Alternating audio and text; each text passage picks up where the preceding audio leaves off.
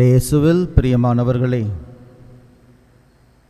இன்றைய முதல் வாசகம், நற்செய்தி வாசகம்,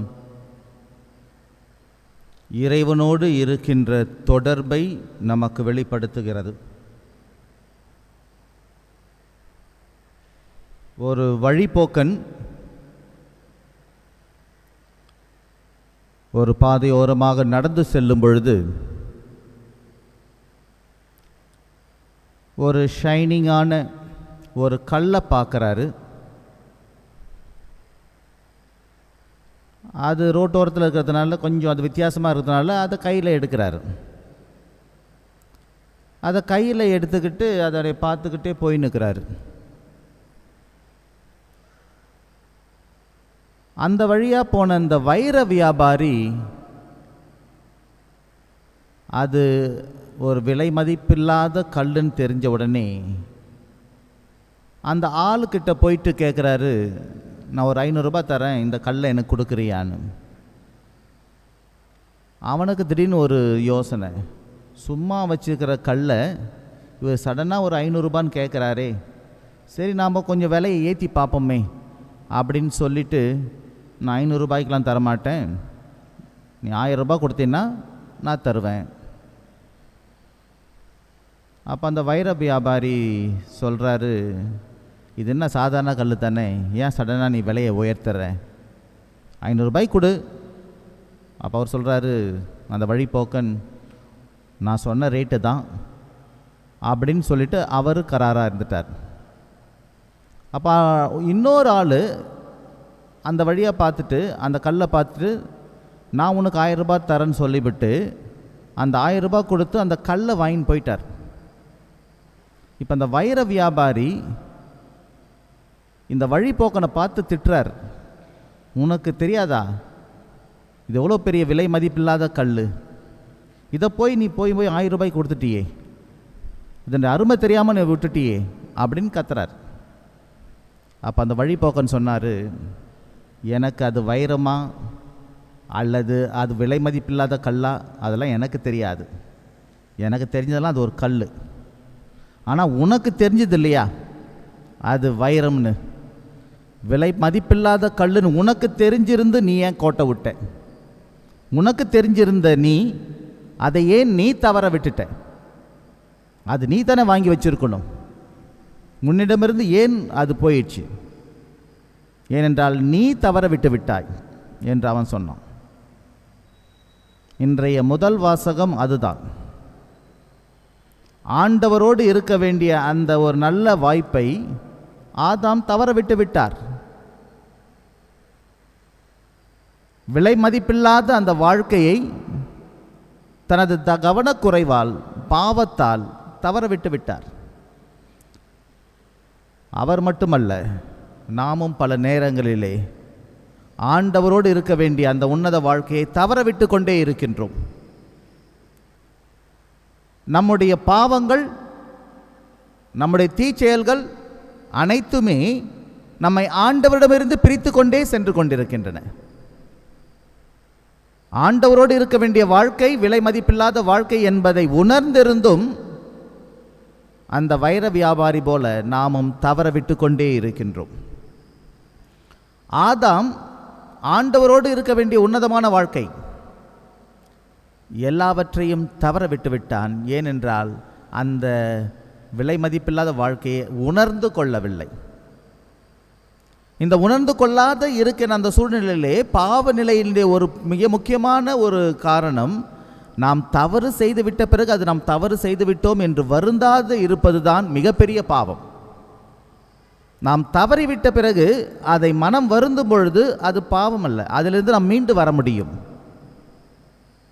தவறு செய்து விட்ட பிறகு நான் தவறு செய்யவில்லை என்று அந்த தவறிலே வாழ்ந்து கொண்டிருப்பது தான் மிகப்பெரிய பாவமாக இருக்கிறது. ஆதாம் தவறிவிட்டான், அந்த தவறை உணரவில்லை, உணராமல் பழியை மற்றவர் மீது போடுவது, நான் செய்யவில்லை, நான் ஒழுங்காகத்தான் இருக்கிறேன், இவங்களால் தான் நான் கெட்டு போய்விட்டேன் என்று பழியை மற்றவர் மேல் போடுவதே மிகப்பெரிய பாவமாக இருக்கிறது. இதற்கெல்லாம் காரணம் நம்முடைய வாழ்விலே இருக்கின்ற இந்த ஆணவம், அகம்பாவம், இதுதான் நம்மை எப்பொழுதுமே நம்மை தாழ்ச்சிக்கு இட்டுச் செல்லாமல் சென்று கொண்டிருக்கிறது. எப்பொழுது நான் பாவம் செய்துவிட்டேன் என்று நான் உணர்ந்து ஆண்டவர் பக்கம் வருகின்றேனோ அப்பொழுது நம்முடைய பாவங்கள் எல்லாமே மன்னிக்கப்படுகின்றன. ஆனால் பல நேரங்களில் நாம் அதை உணராமல் என்னுடைய ஆணவத்தால், என்னுடைய அகம்பாவத்தால் நான் நீதிமான், நான் நியாயமாக இருக்கின்றேன், நான் எந்த தவறும் செய்யவில்லை என்ற எண்ணத்திலே இருமாப்பிலை வாழ்ந்து கொண்டிருப்பதனால்தான் மேலும் மேலும் பாவத்திலே விழுந்து கொண்டிருக்கின்றோம். தாவீது ஏன் ஒரு சிறந்த ஆண்டவருடைய படைப்பாக கருதப்படுகிறார் என்றால், அவர் பாவம் செய்துவிட்ட பிறகு ஆண்டவரிடம் மனம் வருந்தி அழுகின்றார். அந்த மனம் வருந்தி அழுததனால்தான் ஆண்டவர் மீண்டும் அவரை ஏற்றுக்கொள்கின்றார். யூதாசும் பாவம் செய்கின்றார், ராயப்பரும் பாவம் செய்கின்றார், பேதுருவும் பாவம் செய்கின்றார். ஆனால் பேதுருவினுடைய கண்ணீர் அவரை மீண்டும் கொண்டு வரப்படுகிறது. தான் செய்த தவற்றை உணர்ந்து ஏற்றுக்கொள்ள முடியாமல் இருந்த யூதாஸ் தற்கொலைக்கு ஆளாகின்றான். என்று நான் என்னுடைய பாவத்தை உணர்ந்து ஆண்டவர் பக்கம் வருகின்றேனோ அப்பொழுது நாம் மீண்டும் ஆண்டவருடைய உன்னத வாழ்க்கைக்கு சம்மதமாக்கி கொண்டிருக்கின்றோம். இயேசுவில் பிரியமானவர்களே, நம் வாழ்க்கை ஆண்டவரால் கொடுக்கப்பட்டது.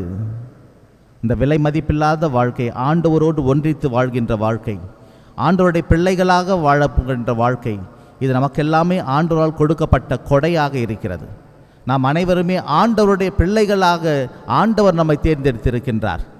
இந்த தேர்ந்தெடுப்பிலே நாம் ஆண்டவரோடு ஒன்றித்து வாழ தடையாக இருக்கின்ற பாவங்களினால் நாம் ஆண்டவரை விட்டு அகன்று சென்றாலும் தவறும் பொழுதெல்லாம் நாம் மீண்டும் வர வேண்டும். அதற்கு நம்மிடம் தாழ்ச்சி இருக்க வேண்டும் என்பதுதான் இன்றைய நற்செய்தி நமக்கு கொடுக்கின்றது. ஏன் அன்னை மரியாளை பற்றி நாம் இன்று வாசிக்க கேட்கின்றோம்? யார் என் தாய், யார் என் சகோதரர்? ஆண்டவருடைய வார்த்தைக்கேற்ப வாழ்வு, ஆண்டவருடைய வார்த்தையை தனதாக்கி கொண்டு வாழ்ந்த இந்த அன்னை மரியாள் தாழ்ச்சியினுடைய மிக முக்கியமான பண்பாக கொண்டு இருந்துகின்றார். நம்முடைய வாழ்க்கையிலே நாம் தவறு செய்யும் பொழுதெல்லாம் அந்த தாழ்ச்சி மனத்தோடு வாழ்கின்ற பொழுது, ஆண்டவரே இறைவா உம்மை விட்டு நான் விலகி சென்று விட்டேன் என்று சொல்லி ஆண்டவரிடம் திரும்பி வரும் பொழுது, அன்னை மரியாளை போல தாழ்ச்சியாக இருக்கும் பொழுது நாம் மீண்டும் ஆண்டவருடைய அருளை பெற்றவர்களாக இருக்கின்றோம். எப்பொழுதெல்லாம் நாம் இறைவனுடைய அருளை விட்டு அகன்று செல்லும் பொழுதெல்லாம் நம்முடைய தாழ்ச்சியினாலே நாம் மீண்டும் ஆண்டவர் பக்கம் வருவதற்கு ஒரு நல்ல வாய்ப்பை நாம் ஏற்படுத்தி கொள்ள முடியும். ஆயக்காரனும் பரிசேயனும் என்ற ஓமை எதற்கு சொல்லப்படுகிறது? தவறிவிட்ட பிறகு அதை திருந்தி ஆண்டவர் பக்கம் வரும் பொழுது ஆண்டவருடைய கடைக்கண் பார்வை நம்மீது படுகின்றது. நாம் ஆண்டவர் பக்கம் தாழ்ந்த உள்ளத்தோடு, தாழ்ச்சியான இதயத்தோடு ஆண்டவரை நெருங்கி வரும் பொழுதெல்லாம் ஆண்டவருடைய ஆசீர்வாதம் நமக்கு கிடைக்கின்றது. இறையேசுவில் பிரியமானவர்களே, ஆண்டவரிடமிருந்து விலகி செல்லும் பொழுதெல்லாம் நாம் தாழ்ச்சியோடு ஆண்டவர் பக்கம் வரும் பொழுது ஆண்டவருடைய ஆசீர்வாதத்தை பெறுபவர்களாக நாம் இருக்கின்றோம். திரு ஆண்டவருடைய திருவிழாவை நாம் சிறப்பித்து கொண்டிருக்கின்றோம். திரு இருதய ஆண்டவர் எப்பொழுதும் தனது இதயத்தை திறந்து நாம் எப்பொழுது அவர் பக்கம் வருவோம் என்று எதிர்பார்த்து கொண்டிருக்கின்றார். திறந்த இதயத்தோடு இருப்பதற்கு காரணம் அந்த அன்பு பற்றி எரிந்து கொண்டே இருக்கிறது.